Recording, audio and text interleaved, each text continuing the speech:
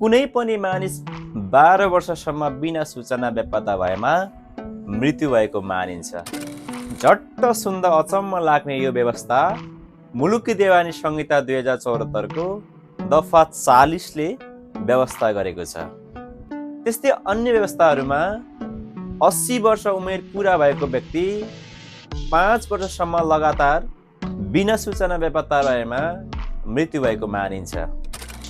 त्यस्तै युद्धस्थलमा खटिएको सैनिक युद्ध समाप्त भएको 5 वर्षसम्म पनि बिना सूचना बेपत्ता रहेमा मृत्यु भएको मानिन्छ।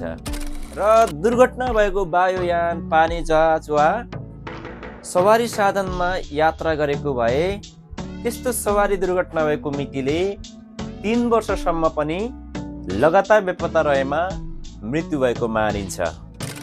त्यस्तै दुर्घटनाको सन्दर्भमा थप व्यवस्था भए अनुसार दुर्घटनामा कुनै पनि व्यक्ति जीवित रहेको प्रमाण प्राप्त नभएमा त्यस्तो व्यक्तिको पनि सोही बखत मृत्यु भएको मानिन्छ।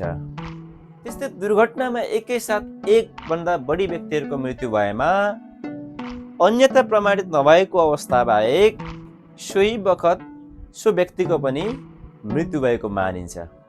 र दुर्घटनामा 2 वा 2 भन्दा बढी व्यक्तिहरूको मृत्यु भएको र सो मध्ये कुन व्यक्तिको पहिलो मृत्यु भएको भन्ने छुट्याउनु पर्ने अवस्था आए जुन व्यक्ति बढी उमेरको छ सोही व्यक्तिको पहिले मृत्यु भएको मानिन्छ।